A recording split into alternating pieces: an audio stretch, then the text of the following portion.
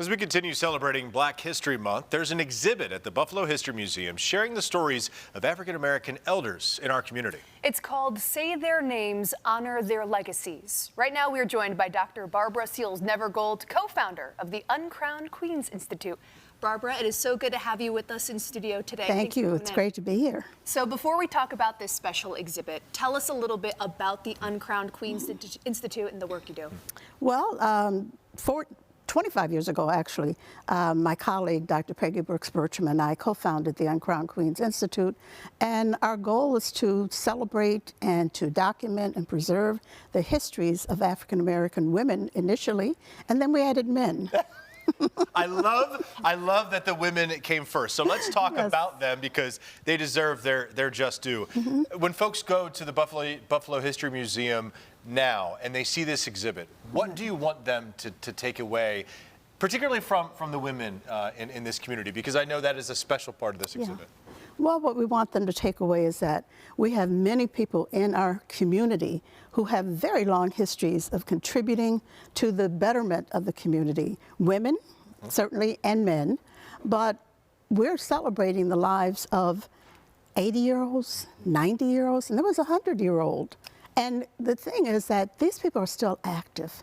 They didn't stop, you know, when they got to be 60, when they retired. They really just refocused their energies and their contributions in another way. But we want people to take away the fact that we have a community of elders who should be recognized for their lifelong community building activities. Absolutely, and it doesn't matter how old you are to appreciate those, right? That's right. Let me ask you, as someone who appreciates education and history, how was it for you compiling all of this? You know, talking to these 12 individuals, hearing their stories, putting this together? Well, you know, I'm a lifelong learner, and so I've learned a lot about these individuals, many of whom I know personally, but I still learned a lot about them, about their challenges, because we asked them, you know, tell us about some challenges that you overcome, tell us about accomplishments, then tell us, or tell young people what it is you want them to know to help them to cope, you know, with the difficulties that we're having in this particular time of our lives.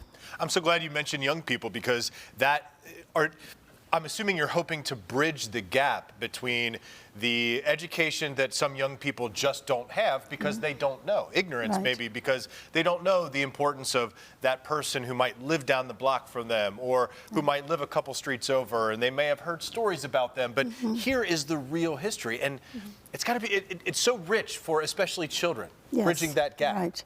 Well, it's one thing to read about the history in the history books, right? It's another thing to talk to someone who has lived through the Vietnam War, who has lived through the Great Migration. And so we want to say, you know, people who have living history right here. And so we are working with the Social Studies Department in the Buffalo Public Schools to incorporate these stories into these social studies history curriculum, because there's a segment of that curriculum where they talk about local history. So here we have local history here. These individuals I know would welcome being able to come and talk with some young people, but we have their video interviews, so that's the next best thing. And they're hearing these stories firsthand. Yes. How, you know, combining the multimedia effort here, you know, the videos, the portraits, the stories. This was an exhibit that debuted last year. Yes. What did you find worked so well last year? Well, I think what worked so well, again, was the fact that we raised the level of awareness in the community about the fact that we have a rich group of people, individuals who are contributory, who have been contributory, who continue to be contributory. And when we listen to their stories and listen to, you know, their suggestions, you know, what's come out of their stories, their life stories, and what they've learned and what they pass on, you know, it enriches us and it inspires us. You know, certainly me, and I know that young people will definitely be inspired by listening to these individuals that we've recorded. And there's so many more. They're just exemplary of another group of 20 100, Right? Yeah. 2,200. Well, there are so many more people in the community that we wish we could reach and do this project with.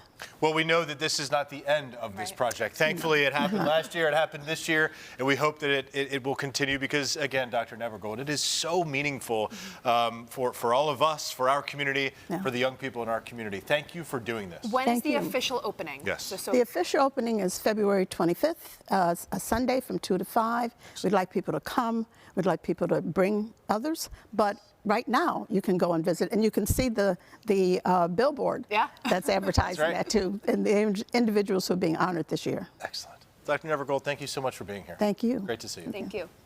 All right, stay with us. We'll have plenty more